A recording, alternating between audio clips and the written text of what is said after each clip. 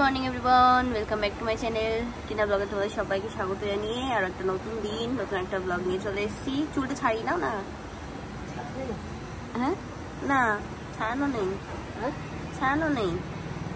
এখন এখানে বসেছি ঠাম্মির এই যে চুল কালার করে দেবো, ঠিক আছে? চুলগুলো সাদা চুল, এখন কালা করতে হবে।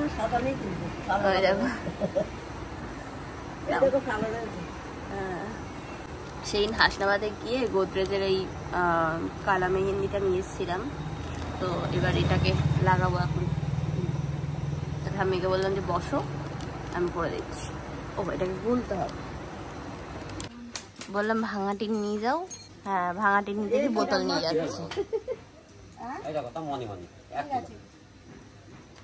ঠাম্মির মাথায় কালার লাগিয়ে এখন বসে আছে, শুকাচ্ছে, চুল শুকাচ্ছে।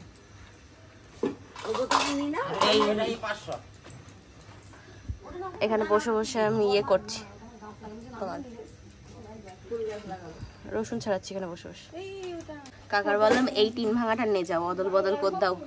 তা এই টিন ভাঙা না নিয়ে কাকা বোতল ভাঙা, বোতল, তারপরে আর ওই গাড়ির টিন এইসব নিয়ে যাচ্ছে। তাহলে বলো, এখানে এখন বসলাম ইপ্পি নিয়ে, ঠিক আছে? ইপ্পিটা চাউমিনের মতো করে করেছে বৌদি। তো আমি, মা, টোনা ভাই, দাদা ভাই, বৌদি সবাই মিলে খাচ্ছি। এখানে যে বানাচ্ছি হচ্ছে চা, এখানে আমি চা বানাচ্ছি আর বৌদি এখানে চিকেন করছে। মানে সবে দিয়েছে কড়াইতে, এখন কষা করছে, ঠিক আছে? এই যে চা বানিয়ে নিয়ে আসলাম, নেল পালিশ নিয়ে এখন বসলাম। কোন কালারটা পরবো সেটাই এখন ডিসাইড করতে পারছি না। দেখি এর মধ্যে কোনটা পরা যায়। বাপি এসছে, বাপি জামাই ষষ্ঠীতে ছেলে বাড়ি এসছে। তাই যে আমারও স্নান টান কমপ্লিট, বাপিও চলে এসছে। এবার গিয়ে খাওয়া দাওয়া করবো। ঠাম্মির নখ কেটে চুলে কালার টালার করে দিয়ে নেল পলিশ পরিয়ে দিয়ে তারপরে তাই আমিও নখগুলো কাটলাম কেটে, তারপরে তাই নেল পলিশ পরেছি হাতে, ঠিক আছে? নীলটাই পরলাম আর পায়েও তাই। আর তাছাড়া এমনি ওই ইয়েতে ভেবেছি পায়ে সবসময় কালোই পরি, ভেবেছিলাম যে কালোই পরবো, কিন্তু ইচ্ছা হলো আজকে এটাই। চলো যাই, বিভৎস গরম লাগে, বিভৎস জামাই পাখা গরম দিচ্ছে আজকে।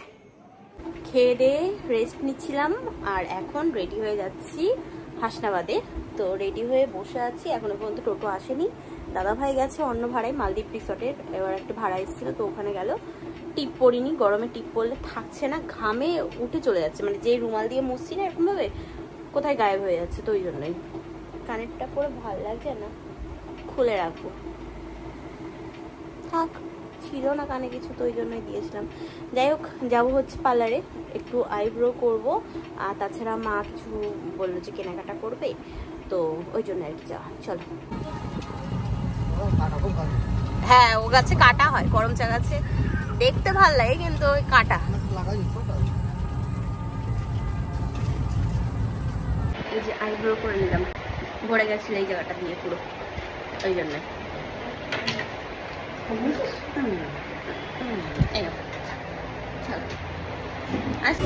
এদিকে মেঘ করেছে কি আকাশে, হেভি হেভি হেভি ব্যাপার, হেভি ব্যাপার। চলো দেখি যাই হাঁটতে হাঁটতে। হ্যাঁ, মেঘটা দেখাচ্ছি না বাড়িতে।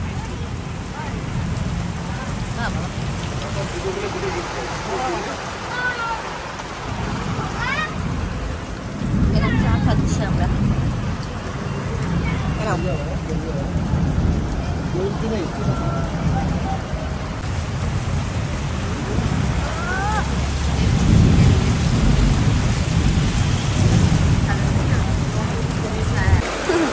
আজকের এই বৃষ্টি থামার না, এ আর থামবে না, যা হচ্ছে একভাবে হয়েই যাচ্ছে, হয়েই যাচ্ছে, কি জ্বালা।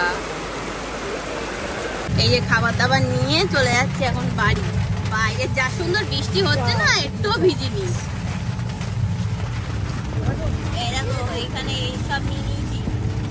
আগে ঘুরে তোলার সময় একটু টাইম দিয়েছিলাম, তাই না? ওখান থেকে শুধু দুধের দোকানে গিয়ে বসেছি, ব্যাস।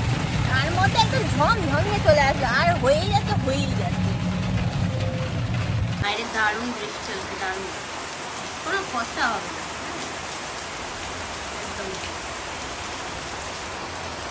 বাড়ি চলে এসেছি। এই তো আজকে আর আমাদের এখানে ইয়ে হবে না।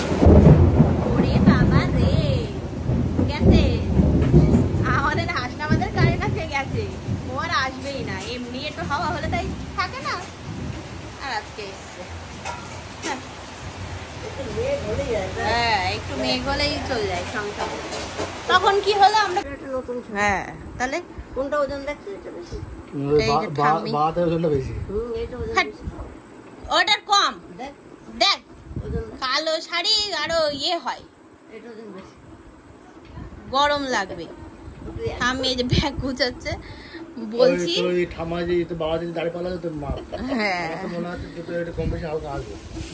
এই যে ব্লাউজ সব নতুন, ছায়া, ব্যাগ গুছানো হচ্ছে এখন।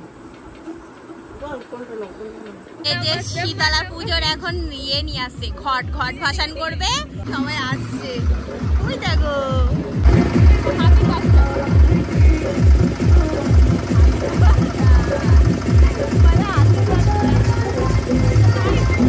আমরা আবার ব্যাগ গুছাতে ইয়েতে বাইরে গেছিলাম দেখতে, চলে এসেছি। এবার শুধু থাকলো হচ্ছে ওই তোমার ইয়ে কি বলে খবরের কাগজ, শুধু হ্যাঁ একটা প্লেট দাও, একটা চামচ দাও, আর একটা গ্লাস দাও। হ্যাঁ হ্যাঁ ওই রকম ডিশ। মা গুছিয়ে দিচ্ছে, বৌদি ওদিকে রান্না করছে, এদিকে বাপু বসে ফোন দেখছে। আমার আর ঠাম্মার ব্যাগ গুছানোর দায়িত্ব ছিল, আমরা গুছিয়ে নিয়েছি। এখানে যে ব্যাগ গুছানো তো হয়ে গেছে, আমারটাও কমপ্লিট আর ঠাম্মিরটাও, ঠিক আছে। আর এই ব্যাগটাই নিলাম আমার অ্যাডের যে প্রোডাক্টগুলো সেগুলো। বিভৎস ভার হয়েছে এটা।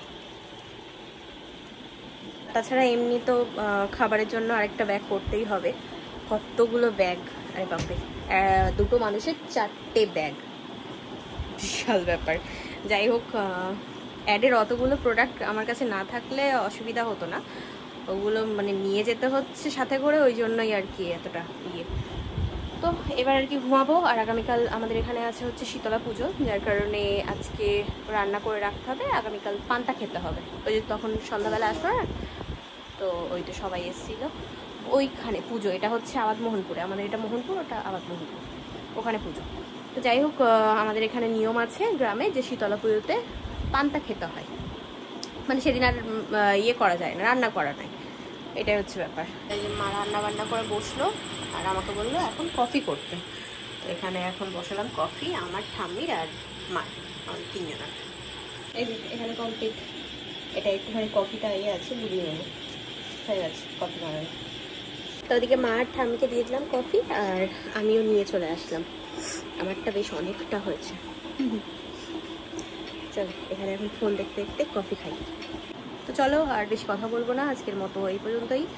কেমন লাগলো ব্লগটা জানিও, বেশি বড় হয়নি, বাইরে বেরিয়ে যে একটু ভিডিও করবো সেটাও করতে পারিনি, শুধু বৃষ্টি আর বৃষ্টি সন্ধ্যাবেলার থেকে, আর বেশিরভাগ কাজই কমপ্লিট হয়নি, এটাই হচ্ছে মেন ব্যাপার।